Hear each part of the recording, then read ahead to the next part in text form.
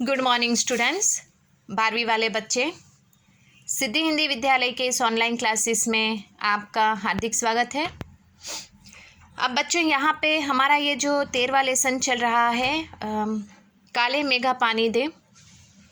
तो धर्मवीर भारती जी, ये पाठ का जो साहित्य प्रकार है ये स्मरण है। अब यहाँ पे मैं आपको एक बात बता दूँ कि अपने बचपन की बातें यहाँ पे लेखक ने हमसे कही हैं। पाठ का यहाँ पे थोड़ा सा रिवीजन कर लेते हैं। आगे के वीडियो में हमने देखा कि लेखक ने हमें बताया कि गांव और शहर की स्थिति गर्मी के कारण कैसे हो गई है। गांव में जो ज़मीन है, जो रोपाई और यहाँ पे रोपाई करने का जो समय था, वो जिस प्रकार से यहाँ पे जो ज़मीन है फसल की मिट्टी, तो ये मिट्टी भी गर्मी के कारण जैसे कि बड़े बड़े पत्थरों में तब्दील हो गई है। ज़मीन फटने लगी है, पपड़ी जैसी निकलने लगी है। इतना ही नहीं, कोई इंसान अगर रास्ते के ऊपर चलता है तो गर्मी के लू के कारण, यानी कि यहाँ पे बहुत गर्मी, लू यानी गर्म हवाओं के कारण वो वहीं पे बेहोश होकर गिर जाए। इतना ही नहीं, गर्मी इतनी बढ़ गई है कि जानवर भी यहाँ पे त्राहिमाम पुकार रहे हैं, जानवरों की भी मृत्यु हो रही है। ऐसे समय ये जो इंद्र सेना है, ये इंद्र सेना गली गलियों में घूमती है, गांव के घरों घरों में घूमती है। जिनके कुएं में पानी ख़त्म हो चुका है, वो लोग पानी को संभाल के रखे हुए हैं। वो भी इंद्र सेना जब आती है, पानी दो मैया, इंद्र सेना आई है, ऐसा जब कहते हैं तो वो लोग भी एक घड़ा या बाल्टी भर के पानी उनके ऊपर उलेट देते हैं। तो बच्चों, ये सबसे यहाँ पे दयनीय बात हो जाती है। लेखक कहते हैं मेरी समझ में तो नहीं आता है, पहले से पानी की इतनी अछत है और लोग अपने घरों में से पानी निकाल निकाल के इनके ऊपर बर्बाद कर रहे हैं, ये कहाँ की बात है। तो करीबन यहाँ तक हमने देखा था बच्चों। यहाँ से अब थोड़ा और आगे बढ़ते हैं कि इतनी क्षति होती है इस तरह के अंधविश्वास से। कौन कहता है इन्हें इंद्र की सेना? और इंद्र महाराज से ये पानी दिलवा सकते हैं तो खुद अपने लिए पानी क्यों नहीं मांग लेते? क्यों मोहल्ले भर का पानी नष्ट करवाते घूमते हैं? नहीं, यह सब पाखंड है, अंधविश्वास है। ऐसे ही अंधविश्वासों के कारण हम अंग्रेज़ों से पिछड़ गए और गुलाम बन गए। अब देखिए, यहाँ पे ये जो बात बताई गई है, लेखक अभी छोटे हैं तो उन्होंने सोचा कि ये सब कहाँ का ये मतलब बातें हैं, ये सब कहाँ की अंधविश्वास वाली बातें हैं। जिसके पास पानी है ही नहीं, बहुत कम पानी है, वो इंसान पानी को संभाले बैठा है। ऐसी परिस्थिति में भी लोग अपने घरों में से पानी निकाल के इनके ऊपर बरसा रहे हैं। अगर स्वयं इंद्र भगवान ही मतलब बारिश लाते हैं तो ये हमसे क्यों पानी मांग रहे हैं? ये इंद्र भगवान से क्यों नहीं मांग लेते खुद के लिए पानी? मोहल्ले भर से पानी इस तरह से बर्बाद क्यों कर रहे हैं? ये एक तरह का पाखंड है, ये एक तरह का अंधविश्वास है। ऐसे अंधविश्वास के कारण ही यहाँ पे देखो लेखक कभी छोटे हैं लेकिन उनकी सोच कहाँ तक पहुँच गई है। उन्होंने सोचा कि इसी अंधविश्वास के कारण ही तो हम अंग्रेज़ों के गुलाम बन गए और अंग्रेज़ों ने 150 साल तक हमारा शोषण किया, उन्होंने भारत देश के ऊपर राज किया। तो इसी वजह से, क्योंकि हम अंधविश्वासों इंसान हैं, इसका फ़ायदा अंग्रेज़ों ने उठाया। ऐसा यहाँ पे लेखक सोचते हैं। अभी वो बहुत छोटे हैं इसलिए। मैं असल में था तो इन्हीं मेंढक मंडली वालों की उम्र का, पर कुछ तो बचपन के आर्य समाजी संस्कार थे और एक कुमार सुधार सभा कायम हुई थी, उसका उपमंत्री बना दिया गया था। सो समाज सुधार का जोश कुछ ज़्यादा ही था। अंधविश्वास के खिलाफ तो तर्कस में तीर रख कर घूमता रहता था, मगर मुश्किल यह थी कि मुझे अपने बचपन में जिससे सबसे ज़्यादा प्यार मिलता वे थी जीजी।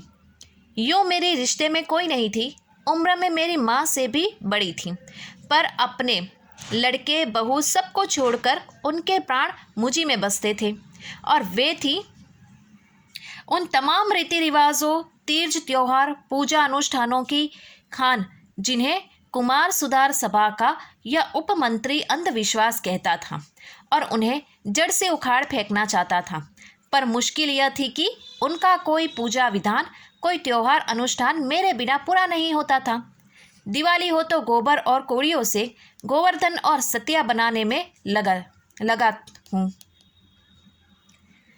जन्माष्टमी है तो रोज़ 8 दिन की झांकी तक को सजाने और पंजरी बांटने में लगता हूँ।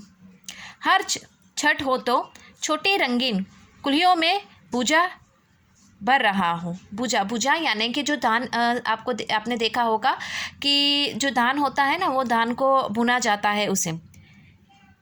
किसी में भुना चना, किसी में भुनी मटर, किसी में भुने अरवा चावल, किसी में भुना गेहूँ। जीजी ये सब मेरे हाथों से कराती ताकि उनका पुण्य मुझे मिले, केवल मुझे। अब बच्चों यहाँ पे क्या बताया है लेखक ने? लेखक कहते हैं कि मैं जानता हूँ कि मैं कौन सी बातें कर रहा हूँ, ये अंधविश्वास की बातें, ये सब पाखंड की बातें, लेकिन फिर भी मैं कुछ नहीं कर सकता। क्यों? क्योंकि ये जो मेंढक मंडली है ना, मैं उन्हीं की उम्र का हूँ, मेरी उम्र भी उन्हीं के जितनी है। मैंने आगे आपको बताया ना 10-12 साल, 16-18 साल, मैं उन्हीं की उम्र का हूँ। और एक बात और भी है कि ये मेंढक मंडली जो है, अर्थात बच्चों ने मुझे अपनी इस कुमार सभा का मुझे यहाँ पे उप मंत्री भी बनाया। इस वजह से मैं कुछ बोल नहीं सकता। मैं तो ये सारे रीत रिवाज को उखाड़ के फेंकना चाहता हूँ। कौन से रीत रिवाज?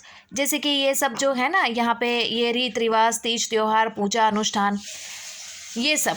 लेकिन उन्होंने बताया कि यहाँ पे मेरे सबसे कोई एक जीजी है जो उनके रिश्ते में तो नहीं होती, लेकिन उनके साथ उनका गहरा नाता है।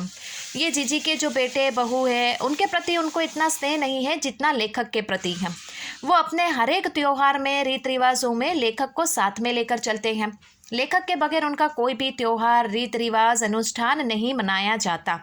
जैसे कि यहाँ पे दिवाली होती है, होली होती है, कोई भी त्योहार रहने दो, ठीक है। यहाँ पे जन्माष्टमी होती है, तब पंजरी बांटने से लेकर यहाँ पे धान जो होता है वो भुना जाता है। ये सब कार्य जो होते हैं वो लेखक के हाथों करवाती है, ताकि जीजी ऐसा समझते हैं कि मेरे हिस्से का जो पुण्य है वो किसको मिले? ये बच्चे को, ये बच्चे के जीवन में खुशियाँ आए, ऐसा समझ के।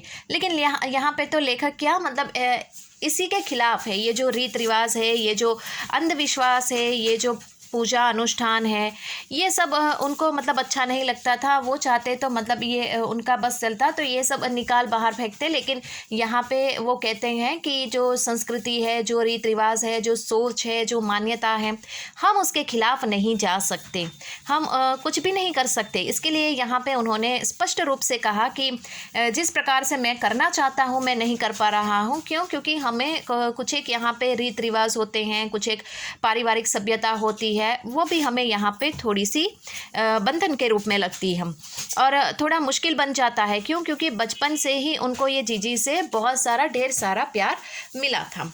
अब बच्चों यहाँ से थोड़ा और आगे बढ़ते हैं। लेकिन इस बार मैंने साफ इनकार कर दिया, नहीं फेंकना है मुझे बाल्टी भर भर कर पानी इस गंदी मेंढक मंडली पर। जब जीजी बाल्टी भरकर पानी ले आई, उन्हें बूढ़े पांव डगमगा रहे थे, हाथ कांप रहे थे, तब मैं भी अलग मुंह फुलाए खड़ा रहा। शाम को उन्होंने लड्डू मठरी खाने के लिए दिए तो मैंने उन्हें हाथ से अलग खिसका दिया, मुंह फेर कर बैठ गया। जीजी से बोला भी नहीं। पहले वे भी तमतमाई, लेकिन ज़्यादा देर तक उनसे गुस्सा नहीं रहा गया। पास आकर मेरे सर अपनी गोद में लेकर बोली, देख भैया, रूठ मत, मेरी बात सुन, यह सब अंधविश्वास नहीं है। हम इन्हें पानी नहीं देंगे तो इंद्र भगवान हमें पानी कैसे देंगे? मैं कुछ नहीं बोला। फिर जीजी बोली, तू इसे पानी की बर्बादी समझता है, पर यह बर्बादी नहीं है, यह पानी का अर्घ्य चढ़ाते हैं। अर्घ्य यानी हम जैसे कि पानी, जैसे जल जो होता है, दूध जो होता है, भगवान को अर्पित करते हैं ना, उसको अर्घ्य कहा जाता है। जो चीज़ मनुष्य पाना चाहता है उसे पहले देगा, नहीं तो पाएगा कैसे? इसीलिए ऋषि मुनियों ने दान को सबसे ऊंचा स्थान दिया है। ठीक है, तो यहाँ पे बच्चों एक स्पष्ट बात कही गई है। ये जो परिच्छेद है, ये परिच्छेद को हम आगे वाले वीडियो में देखेंगे। आज के इस वीडियो में बच्चों यहाँ तक रुकते हैं। ठीक है, जो पढ़ा है उसको यहाँ से, लेकिन इस बार तो यहाँ से हम जो समझाना है तो हम आगे वाले वीडियो में उसको देखेंगे। आज के इस वीडियो में यहाँ तक रुकते हैं, थोड़ा थोड़ा समझेंगे, थोड़ा थोड़ा पढ़ेंगे, ताकि हमें कोई परेशानी और दिक्कत ना हो। तब तक के लिए थैंक यू।